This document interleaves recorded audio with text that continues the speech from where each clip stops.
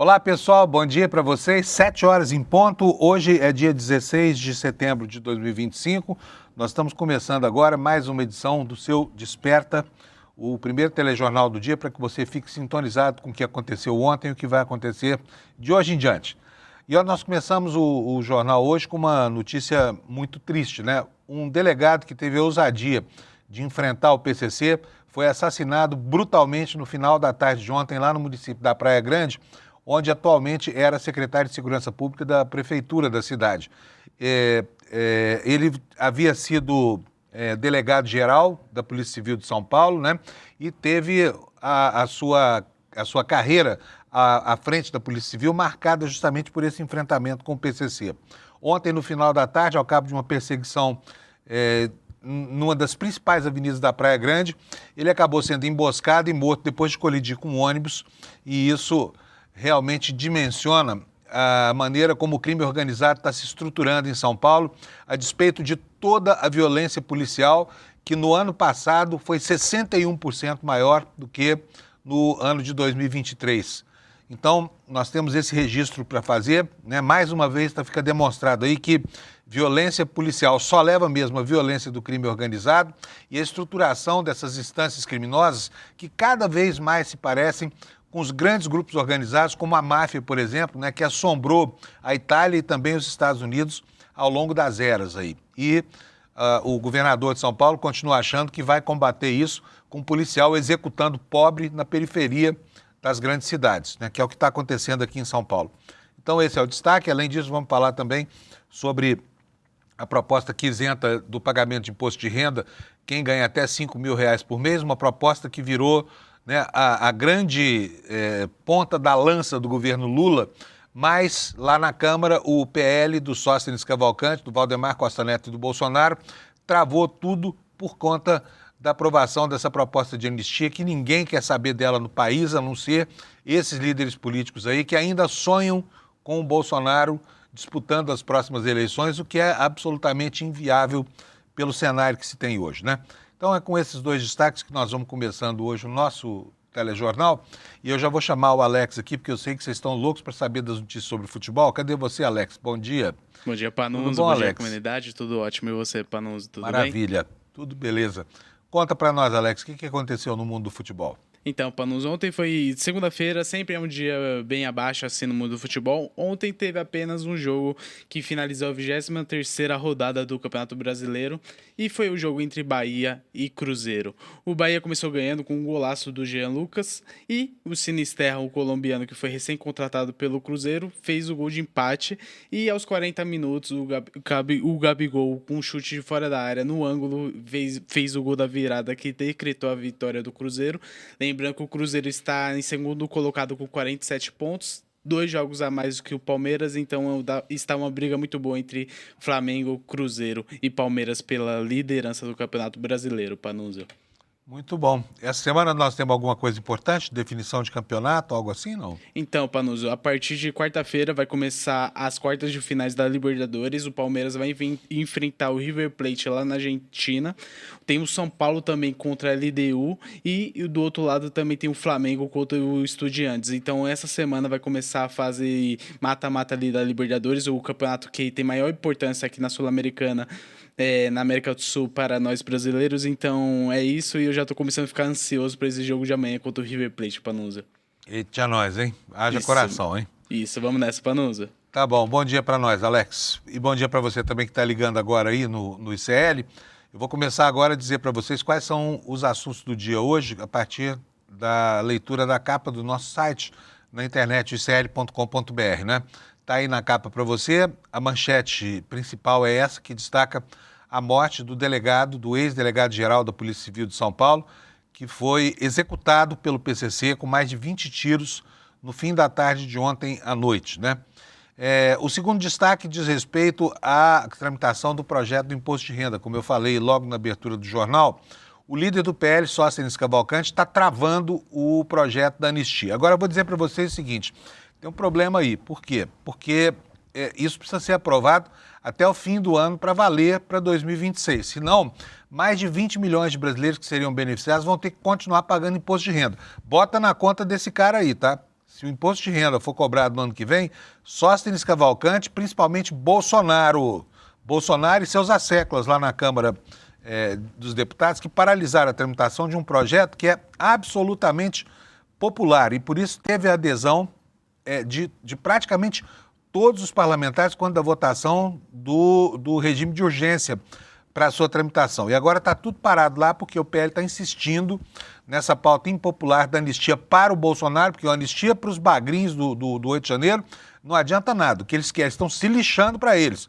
O próprio Valdemar Costa Neto, que é o presidente do PL, né, a agremiação que abarcou essa quadrilha do golpe de Estado, já falou que era um bando de pés rapados, né, usou essa expressão horrorosa, né, uma expressão super preconceituosa para se referir aos bagrinhos do 8 de janeiro. Eles não estão nem aí para bagrinho, eles querem que o Bolsonaro saia da cadeia, que seja tornado elegível, né, a despeito das duas condenações, uma na seara eleitoral, outra na seara criminal, dispute e ainda ganhe as eleições. Se não ganhar, leva assim mesmo, porque é assim que eles fazem. Eles não sabem perder, né? O jogo deles inclui só ganhar eleições. Então, se perder, não vale, eles tentam um golpe de Estado. Essa é a jogada de Sóstenes Cavalcante, você põe na conta dele o imposto de renda que vai ser obrigado a pagar no ano que vem se ganha até R$5.000, ok? E na conta desse movimento aí, antipatriótico, pró-Bolsonaro, tá bom? Vamos lá. Olha, tá uma confusão lá em Brasília também, porque, olha, o Hugo Mota é um presidente muito fraco da Câmara Federal, né?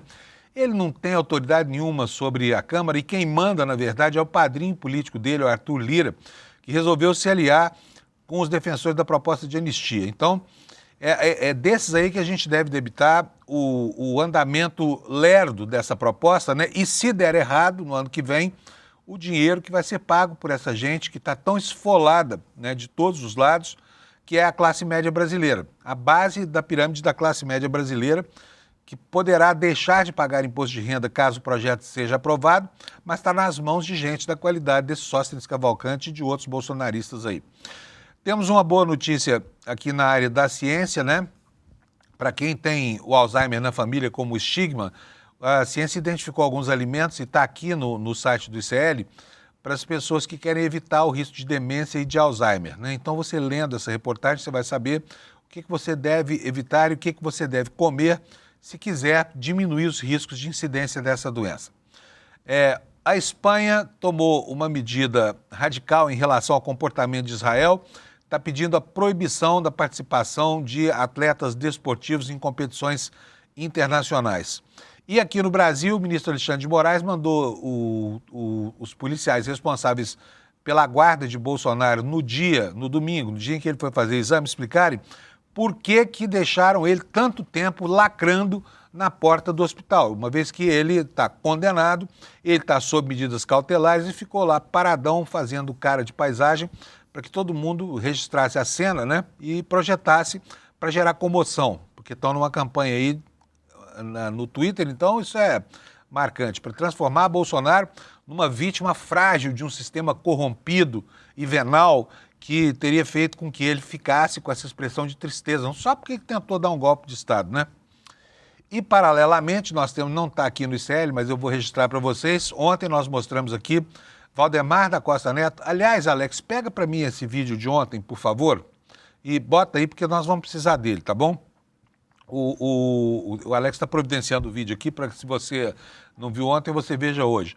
O Valdemar da Costa Neto, que é o presidente do partido dessa quadrilha golpista, disse que sim, houve um início de articulação golpista, né? Ontem ele tentou se desdizer, mas a emenda acabou ficando pior do que o soneto, tá? Daqui a pouquinho a gente mostra para vocês. Ao mesmo tempo, lá nos Estados Unidos, Marco Rubio, que é o auxiliar do capeta, do inferno que se transformou o governo americano, é o secretário das Relações, é o secretário de Estado, é equivalente ao ministro das Relações Exteriores do Brasil, está dizendo que nos próximos dias vai sair uma resposta do governo americano que está super ofendido com a votação do Supremo que condenou Bolsonaro, né? Eles não se conformam. E outra coisa, a petulância e a arrogância dos estadunidenses faz com que eles achem que eles não podem perder uma, mas foram se meter com um país que tem um pouco de brio, né? E com um governo que tem noção de que precisa defender alguns pontos de vista do próprio comportamento que o impedem de ser um governo entreguista, né? Bom, isso para terminar, lá no Rio de Janeiro, o Eduardo Paes está recebendo uma porção de críticas na internet porque foi se aliar ao Malafaia, né? Mexeu com o Malafaia, mexeu comigo, falou ele, pegou mal pra caramba, viu, Eduardo Paes? Esse que a cada dia se aproxima mais dessa direita rançosa, não sei com que objetivo, porque ele, aliado do campo progressista, fez uma bela gestão no Rio de Janeiro. Agora está querendo virar aí mais um desses conservadores. Conservadores não, conservador é uma coisa, reacionário é outra, né? É o que ele está pintando para si mesmo aí, está querendo virar um político reacionário, tá bom? Então, agora você já sabe quais são as manchetes, vamos ver a meteorologia aqui para a gente saber o que está acontecendo com o tempo do Brasil. O mapa está aí hoje, poucas cores em amarelo, que significa poucos alertas de tempo extremo. Nós vamos ter chuvas torrenciais aqui em todo o interior do Amazonas e também no estado do Acre, né? Também no nortão do Mato Grosso. Aqui no Mato Grosso do Sul, descendo na fronteira oeste do Mato Grosso, no sul do Mato Grosso e Mato Grosso do Sul, chegando até o Paraná, teremos tempestades e no interior do estado de São Paulo também teremos uma chuvarada durante o dia de hoje, tá? Estão previstas chuvas de até 50 milímetros por dia, com ventos, e há um alerta de ondas muito grandes por causa da ventania lá no Rio de Janeiro, ondas que podem chegar até 3 metros de altura. Então, fique longe das praias hoje, porque hoje não é dia de tomar banho de mar. Essas são as informações da meteorologia. Vamos ver como é que ficam aqui as temperaturas, só para a gente ter uma ideia do que está acontecendo no país. Porto Alegre, temperatura vai de 15 na madrugada a 23, em Curitiba de 16 a 22, aliás, em Florianópolis de 16 a 22, aqui em Curitiba vai de 13 a 23, em São Paulo de 24 a 16. No Rio de Janeiro a temperatura também vai ficar amena para os padrões, máxima vai chegar a 28, em Belo Horizonte nuvens com 29 de máxima, em Brasília 31 graus Celsius, secura, gente, agora começa o pessoal lá do Distrito Federal a passar mal com essa seca, né? Porque 31 graus com a umidade abaixo de 20% é para desafiar a nossa capacidade de sobreviver, né? Em Goiânia, poucas nuvens, temperatura vai a 36 graus, vixe Maria, isso é quente até para os goianos lá, para os goianienses, né? Então estão habituados ao calor lá, porque é uma cidade bastante quente, né?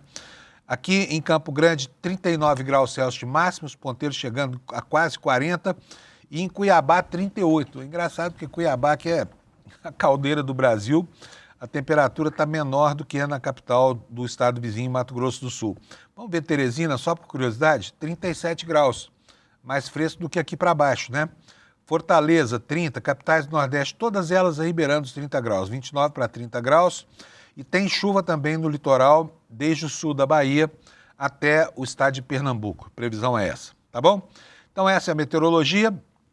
Vamos começar aqui com as noticinhas do dia de hoje, começando a partir desta aqui, olha, que está na capa do site do ICL Notícias, como eu mostrei para vocês agora há pouco. Está aqui, olha, delegado de São Paulo, inimigo do PCC, foi executado com mais de 20 tiros. O nome dele era Rui Ferraz Fontes, né? E foi pioneiro, anota aqui o nosso site, nas investigações sobre o PCC e atuou fortemente contra essa instituição criminosa. O que nos diz a notícia aqui? O ex-delegado-geral de São Paulo, Rui Ferraz Fontes, foi morto na tarde desta terça-feira em Praia Grande, São Paulo, com mais de 20 tiros. Segundo o delegado-geral Arthur Dian, os criminosos dispararam mais de 20 vezes, atingindo braços, pernas e o abdômen da vítima. Carregadores de fuzil foram encontrados na cena do crime. Esse atentado ocorreu por volta das 18 horas, já era noite, você vai ver daqui a pouquinho a imagem, na Avenida Doutor Alberto de Almeida Vinhas, que fica no bairro de Nova Imirim. O SAMU foi acionado e, só que chegou lá, ele já tinha morrido. Além de Fontes, um homem e uma mulher que passavam pelo local também foram baleados, só que esses, felizmente, não correm nenhum risco de vida.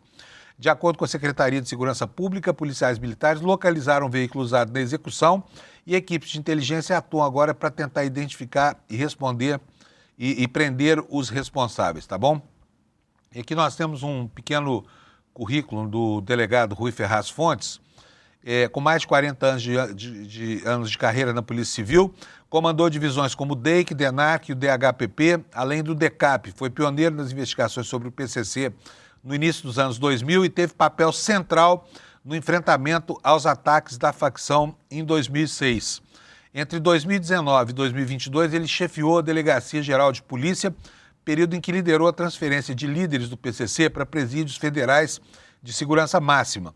Formado em Direito, pós-graduado em Direito Civil, atuou também como professor e participou de cursos no Brasil e no exterior. E desde 2023 era secretário de Administração na Praia Grande. Eu falei agora há pouco secretário de Segurança, não. Ele era secretário de Administração, né, e exerceu esse cargo até ser assassinado. Agora nós vamos ver as imagens do assassinato. A cena é impressionante, parece uma cena de filme, né, em que os gangsters perseguem a sua vítima pelas ruas de uma grande cidade. E você vai ver na imagem agora. Coloca para nós, por favor, Alex. Olha aí, olha. Aí, olha, o carro vai aparecer. Esse é o carro do delegado, que se choca com o ônibus, né? Do outro lado, fica tombado. Os bandidos do PCC descem do carro, são 3 homens, vão dar uma volta no ônibus e disparam 20 vezes, né?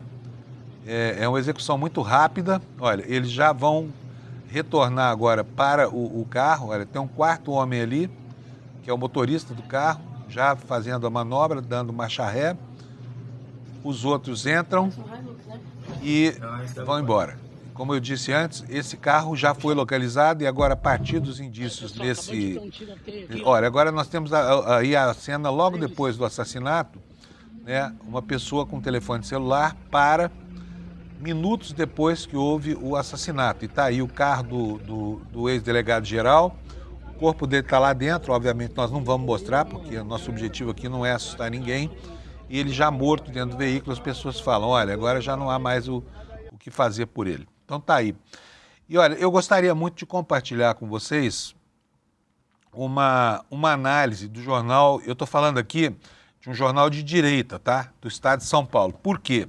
A gente cansa de dizer aqui, de repetir, né, um mantra de que com violência policial não se resolve a violência das organizações criminosas. É preciso de algo chamado inteligência, né? Se a violência fosse boa, até hoje o mundo seria, né, constituído por servidões ou por escravos, né, e senhores de escravos, que, no entanto, não existem mais, não é à toa. A coação da violência verbal é muito mais eficiente, né, em termos de controle social do que a violência bruta, como a gente tem visto. Só que tem uns trogloditas aí que não sabem nada da história e continuam achando que quanto mais violenta é a polícia, ou seja, quanto mais violento é o Estado, maior será o controle sobre a criminalidade, o que é uma mentira deslavada. Nós tivemos aqui em São Paulo, no ano passado, você se lembra aí, o assassinato daquele sujeito que era o lavador de dinheiro do PCC, o Fritz Bach. Você se lembra disso? Quem é que matou aquele cara? 12 policiais militares, que serão levados a júri popular. Mas, enfim, o crime organizado se vale da estrutura de repressão para amplificar o seu poder coativo sobre a sociedade, né? Então, eu disse para vocês, quero mostrar a análise do Estado de São Paulo, um jornal de direita que tem uma visão de segurança pública muito diferente da nossa. E é preciso conhecer o ponto de vista do adversário para que a gente possa dialogar com ele e, inclusive, combatê-lo, né? Olha aí a análise que está no Estadão. Execução de ex-delegado-geral expõe PCC fora de controle e com desejo de mostrar a força. Assassinato ainda precisa ser investigado, mas indica um retorno do crime organizado a ações espetaculosas adotadas pela facção nos anos 2000.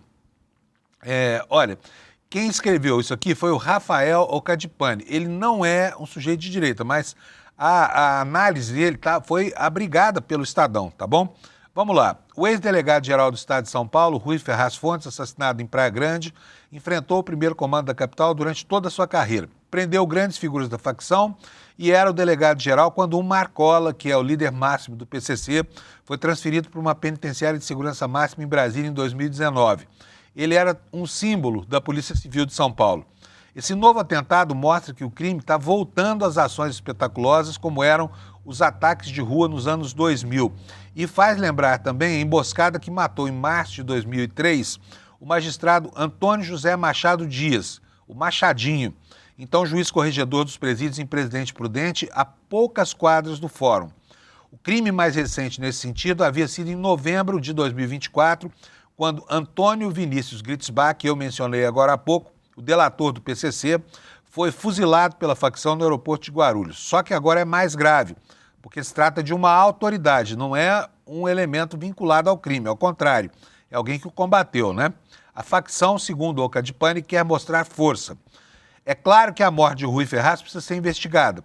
Pode ser que não seja o PCC, mas tudo indica que sim, que é o PCC. Demonstra que o crime organizado está fora de controle no Brasil, principalmente em São Paulo. E é isso que a gente precisa entender, tá? Que o crime está fora de controle em São Paulo, onde a polícia mata 60% mais do que um ano atrás. Mata pobres coitados da favela, né? Pretos e pobres ela mata, mas os chefões do tráfico ela serve, como a gente viu no caso do Gritzbach, tá bom? Prossegue aqui o texto do Alcadipani. Além disso, as cenas dos crimes mostram que os executores do ex-delegado-geral têm treinamento pela maneira como descem dos veículos com fuzis e deixam outro do grupo na retaguarda. Não são neófitos.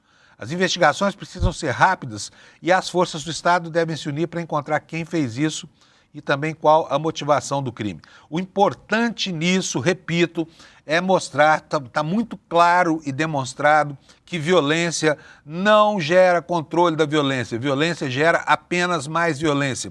Quanto mais violenta a polícia, mais violentos os bandidos. E eu vou lembrar aqui, durante o governo Alckmin, teve o pior de todos os secretários de segurança pública desde o tempo do Império, né? Chamava Ferreira Pinto. Me lembro muito bem desse jeito, porque ele me processou 2 vezes, eu ganhei dele os 2 processos. Esse cara transformou a segurança pública de São Paulo em terra arrasada. Por quê? Porque resolveu usar a força policial bruta, né, contra a população. Então, aumentou a violência policial. O que o PCC fez? De dentro das cadeias, comandou assassinatos de policiais. Foram mortos dezenas de policiais voltando para casa, sem uniforme, foram pegos, como diz o jargão policial, a socapa e a sorrelfa, né, no meio da rua, e houve uma sequência de assassinatos, ao final da qual, segundo a crônica política da época, o governo do Estado teria feito um acordo com a facção criminosa de não exacerbar no uso da violência, nem de um lado nem do outro. E aí São Paulo conseguiu viver em paz. Não, o controle das ações violentas do PCC, então, não teria se dado por conta da repressão ou da eficiência policial, mas sim por uma espécie de acordo político em que um lado reconhece o território e respeita as atividades do outro, por mais absurdo que isso possa parecer. Agora vem esse sujeito aí, o Derrite, né, que é um assassino, que é um secretário de segurança que tem 16 BOs, matou pelo menos 16 quando era soldado da Rota. Ele foi expulso da Rota pela violência que imprimiu as suas ações lá e tenta transformar o governo do Estado de São Paulo em sede de um grupo de extermínio capitaneado pela Polícia Militar. Não está dando certo, vocês estão vendo o que está acontecendo aí. Agora, quem paga por isso, né, são pessoas fora da esfera da Polícia Militar. Primeiro pagou quem? Um sujeito que trabalhava para o PCC lavando dinheiro, que era o Fritz Bach. Agora é um delegado-geral, um ex-delegado-geral da Polícia Civil de São Paulo. Isso é como derrubar um ícone, derrubar um castelo, né? É como derrubar uma peça importante no tabuleiro do xadrez da segurança pública, né? E fica demonstrado aqui que, mais uma vez, né, não funciona tentar conter a violência aumentando a violência policial, tá bom? Pena que nós temos aí mais 3 anos de Tarcísio aqui no governo do Estado de São Paulo, 2 anos e pouco, né? E vamos ter que suportar o suplício de ver chacinas movidas por policiais, como foi a tal da Operação Escudo, lá no litoral de São Paulo, e, né, vendo aí pobres deitando, sendo derrubados pela polícia o tempo inteiro e a violência campeando nas ruas de São Paulo, tá? É isso, gente. Nós tivemos também um outro episódio de violência, mas esse nem de longe se parece com isso que vocês viram aqui. Deixa eu ajeitar aqui o meu fone de ouvido aqui. Que aconteceu lá no Paraná, lá em Curitiba, tá? Aconteceu no dia 12, mas nós ficamos sabendo somente ontem, né, que a imprensa teve acesso a isso. E eu quero dividir aqui com vocês o que aconteceu lá, porque foi um episódio super grave envolvendo a filha de um ministro do Supremo Tribunal Federal, a filha do ministro Fachin. Vou mostrar para vocês aí. Mostra para nós, por favor, Alex, essa tela. Quem é essa moça que aparece, essa senhora que aparece ao lado do Fachin? É a filha dele, ela chama Melina Fachin, é professora e diretora de uma das faculdades lá da Universidade Federal do Paraná, e ela protagonizou um episódio péssimo, foi uma coisa horrorosa. Né? No dia 12, alguém chegou para ela, chamou ela de lixo comunista, porque é filha do ministro, deu uma cusparada nela e saiu correndo. Foi um ato de agressão horrível, a universidade inteira se sentiu agredida com isso, tá? A Universidade Federal do Paraná divulgou uma nota, mas o marido dela, que também é advogado, divulgou uma nota que é essa aqui, que eu vou ler para vocês, porque vale a pena a gente ler. Depois eu explico por que aconteceu esse episódio de violência. Tá aqui, olha, a nota do marido da professora Melina. Olha só, essa violência é fruto da irresponsabilidade e da vilania de todos os que se alinharam com o discurso de ódio propagado desde o esgoto do radicalismo de extrema-direita que pretende eliminar tudo o que lhe é distinto. Nesse caso específico, esse ato de violência carrega as assinaturas de todos aqueles que na última terça-feira protagonizaram mais um episódio de provocação, de tumulto e desrespeito às instituições, como é a prática desses indignos sujeitos. A agressão também leva a assinatura de quem deu ensejo ao que se passou na Universidade Federal do Paraná no último dia 9 de setembro, data em que os indicados sujeitos incitaram a violência política contra estudantes e contra a própria direção da Faculdade de Direito.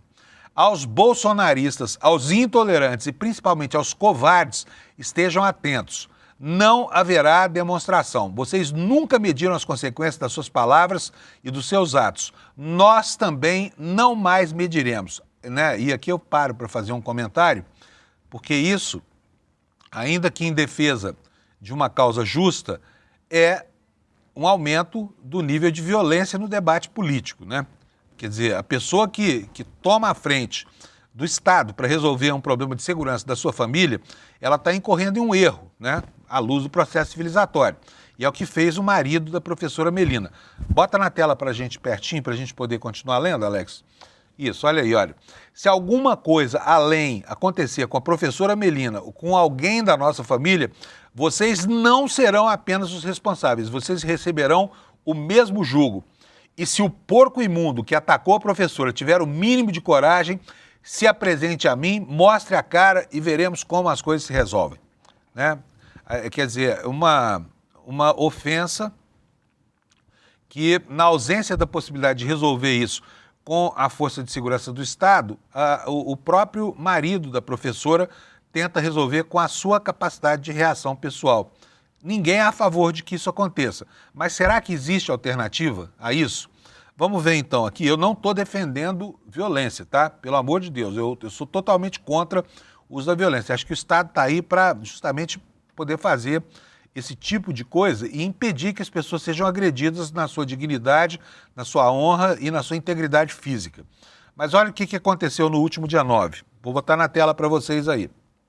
Olha, são imagens coletadas desse dia 9. O que é isso aí? É o prédio da universidade cercado pela polícia militar, que foi chamada porque as pessoas que estão na foto aí do lado direito da tela tentaram forçar a entrada lá para fazer uma palestra que falava sobre os abusos cometidos pelos juízes do Supremo no processo contra Bolsonaro. Esse sujeito que está mais à direita de tudo aí se chama Jeffrey Schichini. É advogado, sabe de quem? Do Felipe Martins, aquele neonazista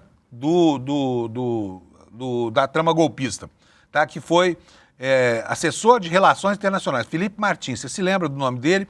E esse Jeffrey Schichini é o advogado dele. Mas não se limita, às vezes, de advogado. É também um militante de extrema-direita, aliás, um dos mais extremados, né? E é um agitador, foi para lá, foi ele quem começou essa confusão toda, acompanhado de um vereador do Partido Novo, tá? Que aparece aí na foto, olha. Deixa eu ver se eu consigo botar o meu mouse aqui para você ver. Vou conseguir sim, olha.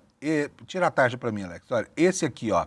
Esse aqui é o vereador do Partido Novo e este aqui é o advogado do Felipe Martins, né? Um cara que vai muito além. No tribunal, né, o cliente dele está tomando tudo quanto é ferro, mas ele continua sendo um agitador. E esse episódio Essa forçação de barra gerou tumulto, a polícia militar foi chamada por quem? Pelos estudantes. Mas ao invés de proteger os estudantes, ela começou a atacar os estudantes e atacar os professores por conta dessa invasão da Universidade Federal do Paraná pelo seu Jeffrey Chiquini e por esse vereador do Partido Novo, né?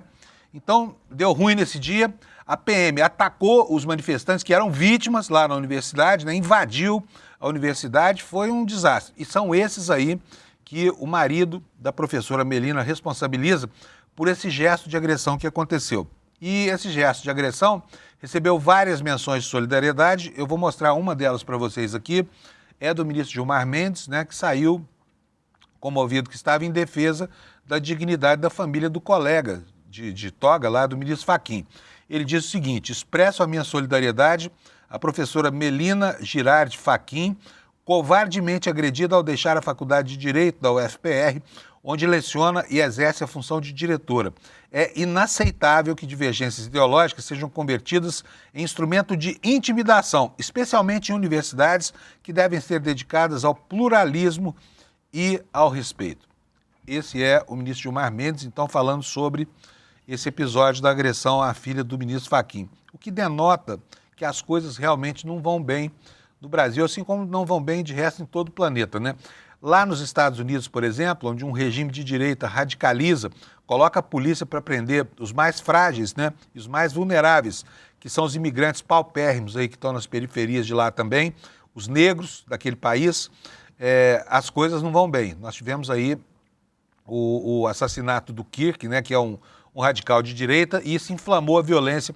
A direita pretende transformar esse episódio numa espécie, ou essa vítima de assassinato, em uma espécie de Martin Luther King de extrema-direita, né? E em nome dele, a confusão está se espraiando lá nos Estados Unidos, já tem gente falando até na possibilidade de uma guerra civil por ali, né? O que é muito triste.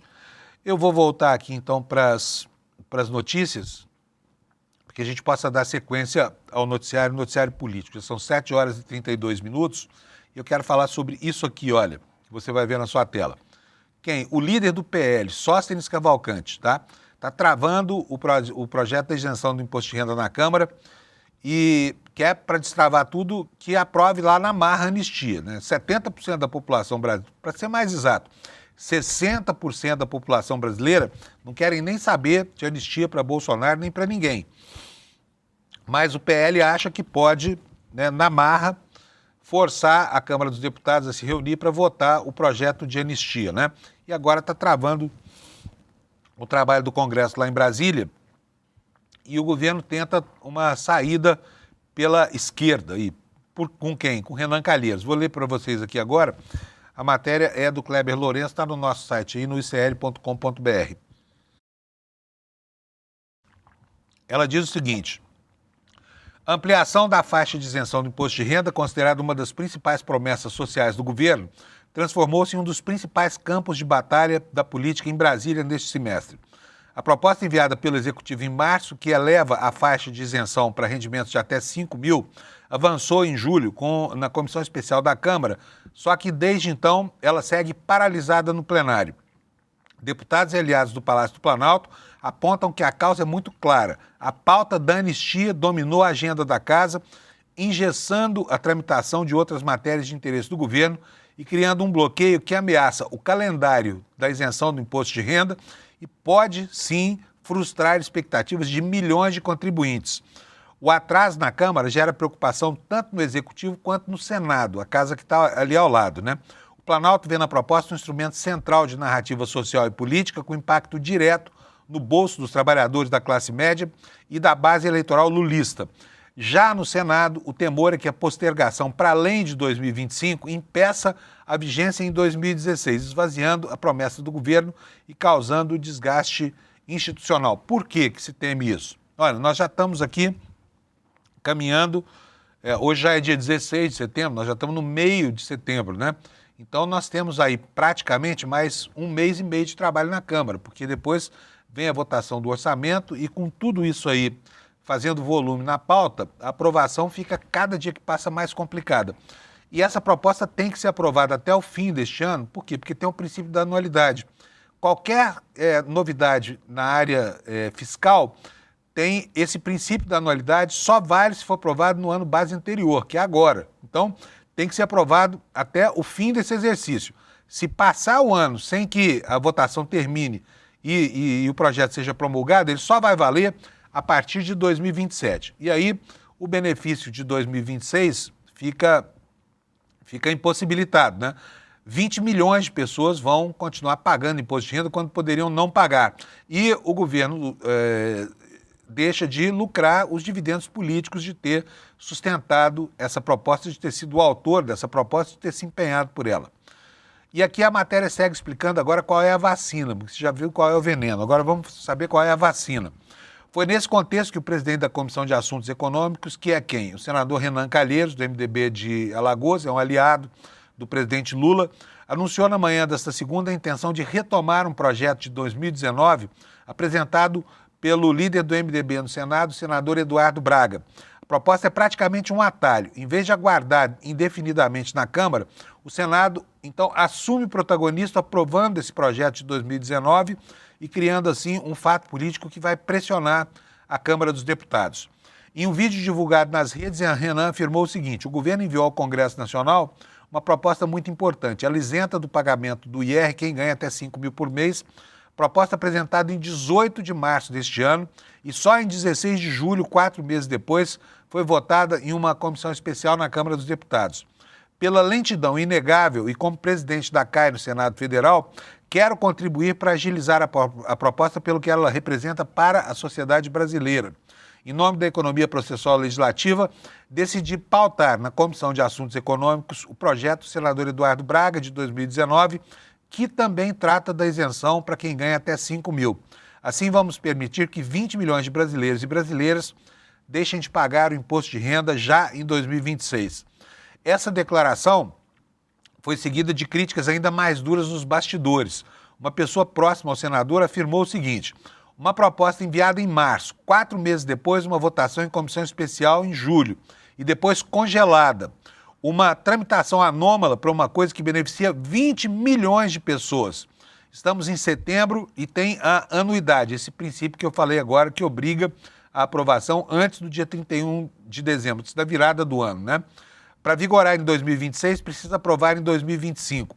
O recado tem o endereço certo: a presidência da Câmara e os líderes aliados de Arthur Lira, que acabaram transformando a anistia na prioridade absoluta da casa, sacrificando assim outras votações relevantes. E aqui o Kleber nos explica nessa matéria que o gesto do Renan tem também um componente de pressão institucional. Quando traz a matéria para a sua comissão, que é a CAI, o senador sinaliza que não aceitará ver a pauta da anistia, a pauta sufocada pela da anistia, e cria um atalho para acelerar o processo. A retomada do texto de Braga fortalece o MDB no Senado, amplia a capacidade de barganha do MDB na casa e indica que os senadores querem participar ativamente da definição do modelo tributário que vai chegar aos contribuintes em 2026. O Senado, que já vinha reclamando de estar sendo deixado em segundo plano, aproveita esse impasse para mostrar musculatura. As diferenças entre os dois textos não são meramente técnicas, eles têm diferença sim, tá? E essa diferença não é boa, principalmente para microempresários, né? Como a gente vai ver agora. Só que essas diferenças revelam escolhas políticas. O projeto do Executivo que está em discussão na Câmara prevê isenção integral de até 5 mil e aí estabelece uma tributação mínima escalonada de até 10% apenas para as rendas mais altas, entre 600 mil por ano, que corresponde a 50 mil por mês, e 1 milhão e 200 mil, né? Protegendo micro e pequenas empresas e evitando o impacto sobre tantos do Simples. O projeto do Braga, esse de iniciativa do Senado, que o Renan Calheiros pretende votar, adota uma linha mais rígida em relação à distribuição de lucros e dividendos, propondo o quê? Uma tributação de 15% na fonte para as empresas, inclusive para aquelas do Simples, né? Mas concedendo compensação por meio de redução nas alíquotas do IRPJ. Para os grandes grupos empresariais, a proposta soa atraente, só que para os micro e pequenos empreendedores, a reação pode ser de forte resistência. E no Planalto, segundo o Kleber, a orientação segue clara, a prioridade é a aprovação do projeto na Câmara, só que a leitura política é de que não se pode ignorar esse movimento do Senado. A articulação de Renan é vista como uma forma de não deixar a promessa do imposto de renda se perder na regra da anualidade e se tornar, assim, mais um compromisso adiado. O risco, segundo membros da articulação política, é que o desgaste cresça se a medida só puder ser aplicada lá em 2027. Portanto, a eleição de 2026, que é tudo que deseja a oposição, transcorreria sem esse aditivo para o lado progressista, né?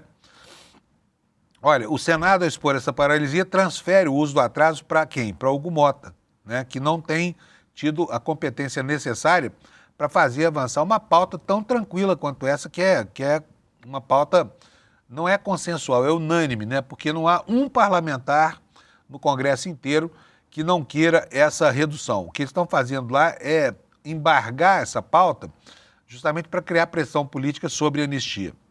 É isso aí, agora você já está informado sobre isso, né?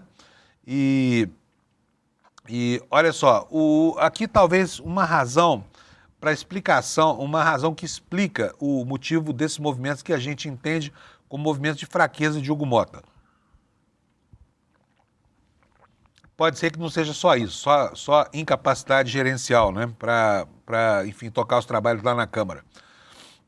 Matéria da Folha Press nos explica o seguinte: apesar da cobrança por anistia a Bolsonaro, o presidente da Câmara, Hugo Mota, tenta postergar a discussão enquanto busca uma saída que não afronte o Supremo Tribunal Federal nem endosse a proposta bolsonarista de um perdão amplo, geral e restrito. Quer dizer, já tem um caminho no Senado, que está sendo construído pelo Alcolumbre, pelo Gilmar Mendes e pela ministra Gleisi Hoffmann, mas Hugo Mota quer seguir por outro caminho, né? Aliás, de Mota afirmam que a intenção é votar a matéria para encerrar o assunto e que uma solução definitiva depende de uma costura que tenha o aval do STF, do Senado e do Palácio do Planalto. Por isso, a tramitação levaria mais tempo do que desejam os apoiadores do ex-presidente, que pleiteiam a votação já nesta semana. Parlamentares reconhecem, no entanto, que a condenação de Bolsonaro pelo Supremo na quinta-feira vai elevar a pressão sobre Mota para analisar o tema na casa. Segundo relatos, ele levou ao governo Lula esse cenário e o Planalto acompanha os desdobramentos para definir uma estratégia contra o projeto de anistia. Um dos argumentos usados contra a votação é que o julgamento de Bolsonaro ainda não está concluído, porque cabem recursos contra a condenação. É verdade, né? Falta o trânsito em julgado. Ainda não transitou em julgado, Bolsonaro tem direito a um recurso e, teoricamente, esse recurso, que é um embargo de declaração, poderia muito dificilmente mudar a natureza da sua sentença. Mas não é o caso, porque isso não acontece na prática, né? É só uma visão teórica de um processo jurídico que não passa por nenhuma definição política na Câmara. Aqui segue o texto da reportagem dizendo o seguinte: a pauta da Câmara nessa semana será objeto de embate direto entre PT e PL. De um lado, os bolsonaristas querendo votar a anistia, e de outro, o governo Lula, que quer o projeto que amplia a faixa de isenção do imposto de renda para quem ganha até R$5 mil. Então tá aí, a bruxa está solta lá na Câmara e o assunto está empacado, por mais popular que ele seja, tá bom? Vamos falar agora um pouquinho sobre o ambiente lá no Supremo Tribunal Federal. Ontem, e eu confesso para vocês que eu estou sentindo aqui uma certa melancolia, tá? Porque nós não temos mais o julgamento, né? O noticiário estava tão quente, estava tão bom de acordar todo dia com aquele ânimo para saber como é que as coisas iam se desenrolar. Era um grande xadrez político e jurídico e agora não tem mais. Hoje eu estava conversando com o Eduardo, que é o diretor do N1, que vai começar a seguir, ele está sentindo a mesma coisa que eu. Nós estamos sentindo falta do julgamento, tá? Mas vem aí o núcleo 3. Daqui a pouquinho eu vou dar essa notícia para vocês. O noticiário não está tão quente assim, né? Mas tem fatos também. Alexandre de Moraes mandou a Polícia Federal explicar aquela cena longa que aconteceu na porta do hospital, com o Bolsonaro lá, com aquela cara de Mona Lisa para ser filmado, fotografado, com a sua expressão de tristeza e de dor, porque está impedido de falar nas redes sociais, está impedido de dar entrevistas e está em prisão domiciliar, né? Então vê aquela expressão de melancolia que é o ponto de apoio dessa campanha que os bolsonaristas estão fazendo nas redes sociais aí de vitimização do Jair Messias Bolsonaro, né? Mas aquela longa cena ali, com a aquiescência da equipe que estava custodiando o Bolsonaro, quer dizer, os policiais que estavam responsáveis pela guarda dele, acabou dando confusão lá no Supremo, gerando essa manchete que você está vendo aí. Moraes mandou a polícia explicar a demora no retorno do Bolsonaro à prisão domiciliar depois dos exames, tá? Ele ficou 6 minutos parado lá, feito uma estátua do lado do carro da polícia, com essa cara aqui que você está vendo. Olha, ai meu Deus, coitado de mim, eu sou um golpista inocente, eu só quis dar um golpezinho de Estado de nada. E a polícia deixou ficar ali 6 minutos fazendo essa cara de entojo que está aqui nessa fotografia, tá? Vamos ver aqui matéria do César Feitosa da Folha Press explicando para a gente o seguinte. O ministro Alexandre de Moraes do Supremo pediu nesta segunda-feira explicação à Polícia Penal sobre o atraso na saída do ex-presidente Bolsonaro do Hospital DF Star em Brasília no domingo 14. Logo após deixar o hospital, Bolsonaro ficou parado por cerca de 6 minutos ao lado do carro. Ficou imóvel enquanto o médico dele, Cláudio Birolini, explicava os procedimentos médicos pelos quais o ex-presidente foi submetido, aos quais ele foi submetido. Durante esse tempo, os apoiadores gritavam palavras de apoio ao redor de Jair Bolsonaro, fazendo filmagens pelo celular. Bom para lacrar, né? Na internet. Logo após a fala de Birolini, o médico e o ex-presidente entraram no carro e deixaram o local.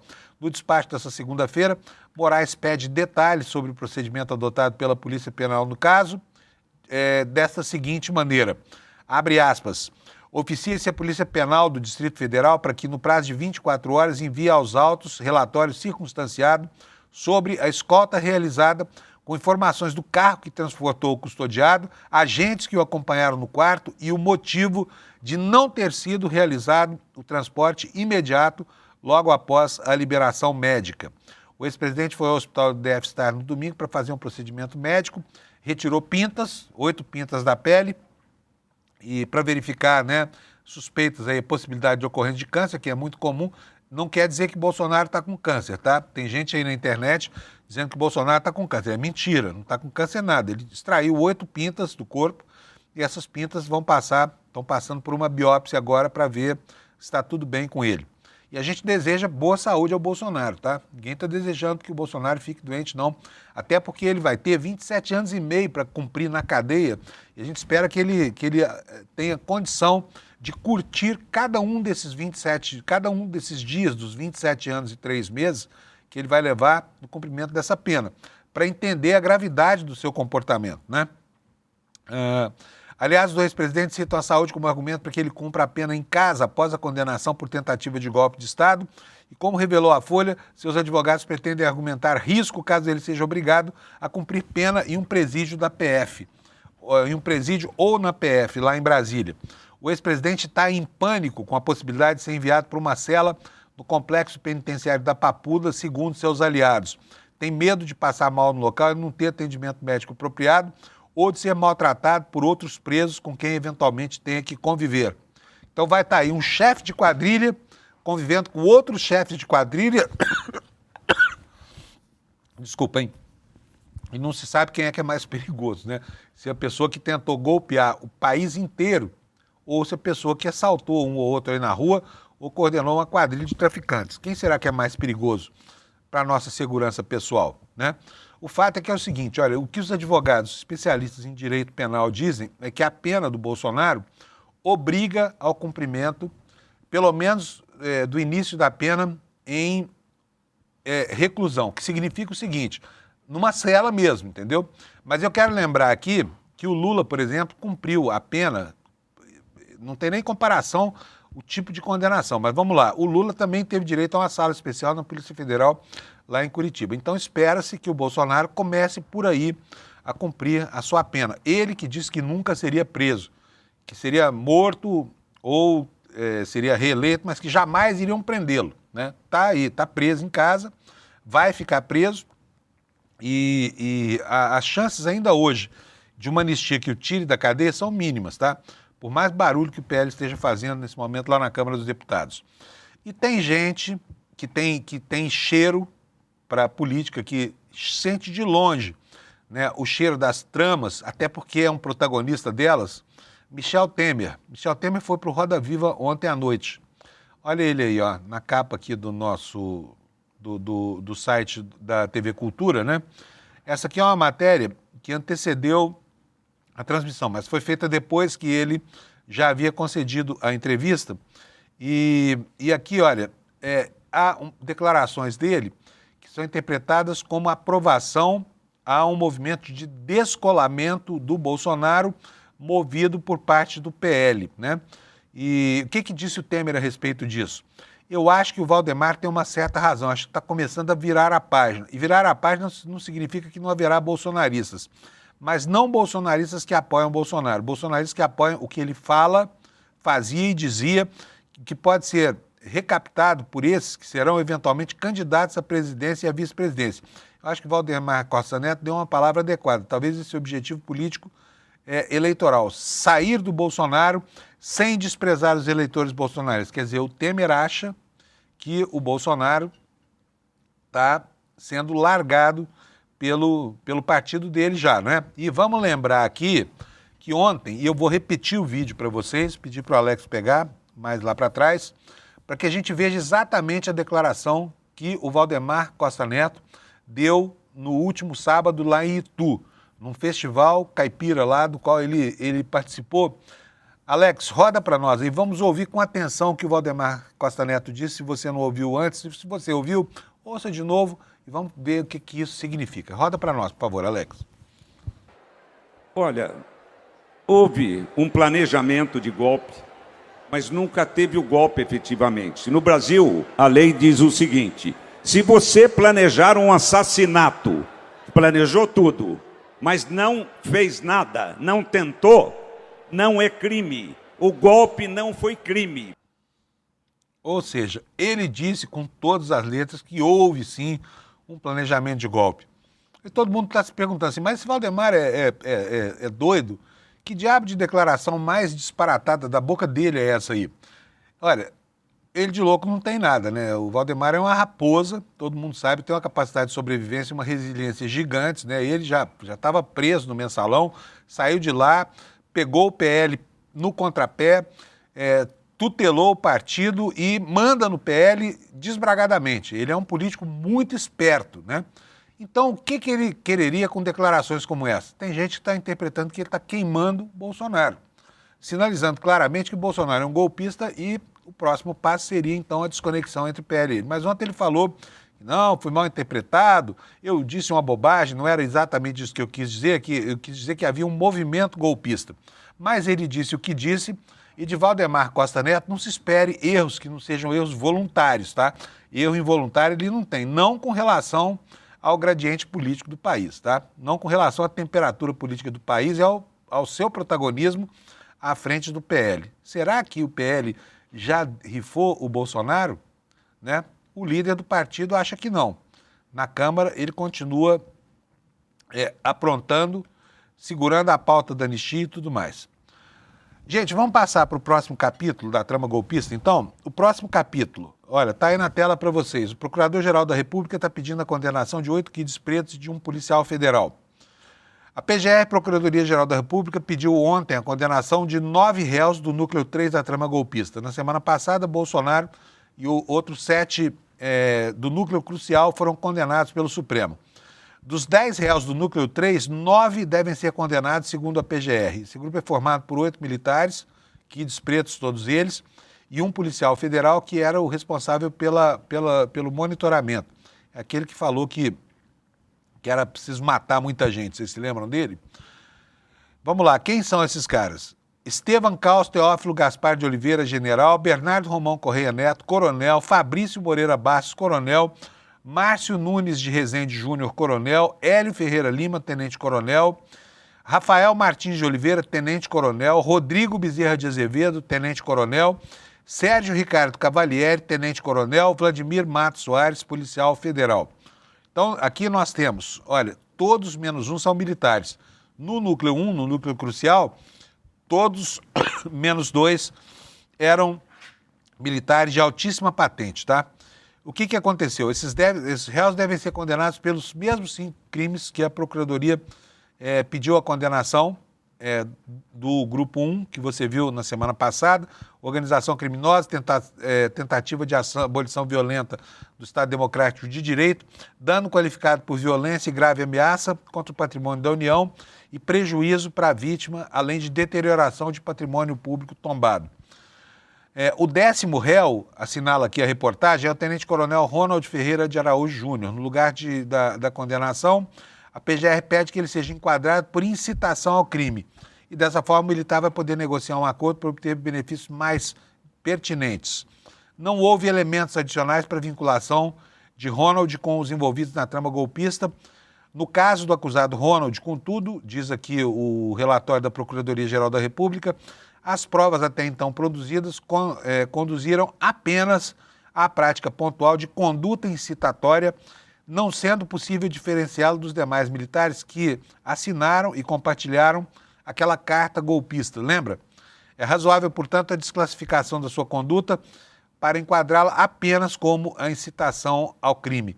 E esse núcleo é suspeito de algo muito grave, que foi o plano para matar autoridades. A PGR apontou que integrantes teriam tramado o assassinato do presidente Lula, do vice-presidente Alckmin e do ministro do Supremo Alexandre de Moraes. Entre os denunciados estão militares que chegaram a monitorar a localização de Moraes e até a ir perto da casa dele em Brasília para executar um plano de captura ou mesmo assassinar o ministro, o chamado punhal verde e amarelo. Os acusados contribuíram para um propósito disruptivo e violento, diz a Procuradoria. Graças à ação dos acusados, o alto comando do Exército foi severamente pressionado a ultimar um golpe de Estado. Autoridades públicas estiveram na mira de ações violentas e forças terrestres foram disponibilizadas aos intentos criminosos. Isso aqui acabou comprovando que houve sim o início da execução, que o ministro Alexandre de Moraes e os demais chamam de atos executórios, atos executórios. Pessoal, antes de encerrar aqui, eu quero ler para vocês aqui mais uma informação, essa que vem lá dos Estados Unidos, dando conta de que logo, logo o governo americano vai anunciar outras sanções contra os juízes brasileiros, que votaram a favor da condenação de Bolsonaro. Essas medidas podem, inclusive, se estender além da figura dos magistrados, indo, por exemplo, a esposa do ministro Alexandre de Moraes, que teria o visto dela revogado, segundo informações que chegam lá dos Estados Unidos, E não é só isso. Lá nos Estados Unidos há hoje uma guerra declarada do governo contra o campo progressista, como todo mundo sabe, E ontem o secretário Marco Rubio tuitou isso aí que você está vendo na sua tela. Olha só, os americanos, está em inglês, mas eu vou traduzir para vocês. Os americanos não vão mais receber estrangeiros que celebram a morte dos nossos cidadãos. A revogação de vistos está a caminho. Se você está nos Estados Unidos com visa e está tirando sarro do assassinato público, de uma figura pública, prepare-se para ser deportado. Você não é bem-vindo em nosso país. Ou seja, quem falar de qualquer maneira, qualquer coisa que não seja lamentar a morte daquele extremista de direita, que foi assassinado na semana passada, está sujeito à revogação do vídeo. Liberdade de expressão. Eles podem comemorar, por exemplo, a morte de palestinos lá em Gaza, Israel, inclusive, ontem entrou para valer lá na região com força militar, fazendo um ataque terrestre com força de ocupação. Isso pode. Agora, falar o que você pensa sobre a morte de um extremista de direita, não pode. Se você é estrangeiro e está lá nos Estados Unidos, você vai perder o seu visto. E isso é o sonho da extrema-direita brasileira, porque lá estão figuras como, por exemplo, o Felipe Neto, que está lá passeando, e é objeto de uma campanha de deportação. Imagina, o cara está a passeio nos Estados Unidos e querem que o sujeito seja deportado aqui para o Brasil porque critica a administração Trump, Bom, é isso, gente. Estamos encerrando aqui o nosso jornal de hoje. Vem aí o N1 para aprofundar todos esses temas aqui. E eu quero lembrar para vocês que nós vamos ter este fim de semana, já sexta e sábado, Está chegando o nosso grande encontro, que é o Despertar 2025, a Revolução Necessária, lá no auditório do Vibra, aqui em São Paulo, E a gente espera você lá, Vai ser super bacana, 2 dias de confraternização, 2 dias de diversão, 2 dias de muita alegria e a nossa oportunidade de contar, de conviver com você diretamente, tá bom? Os ingressos já estão à venda, como você sabe, as condições de compra são facilitadas. Não deixe de vir, porque vai ser muito legal se você estiver por aqui, tá bom? Então, quero deixar um bom dia para vocês, agradecer a sua audiência e dizer que amanhã, quarta-feira, 7 da manhã, nós estamos aqui de novo para repassar o que aconteceu neste mundo redondinho.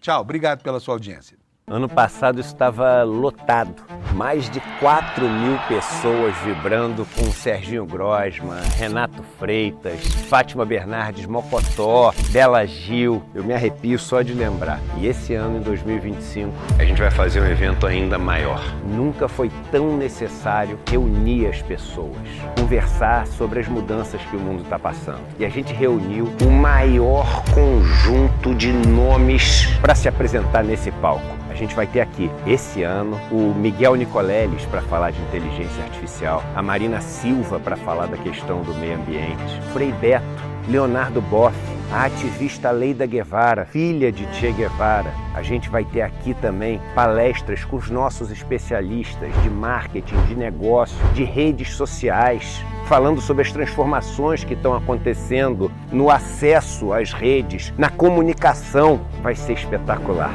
E a gente vai ter muita diversão também, com Margareth Menezes, com Leone e com vários outros artistas que novamente vão botar a casa para tremer, vão botar as pessoas para dançar, as pessoas vão se abraçar, vão abrir sorrisos tão raros hoje em dia e juntos a gente vai começar a revolução necessária aqui no Vibra São Paulo. Um momento que vai ficar guardado nas páginas da história desse país.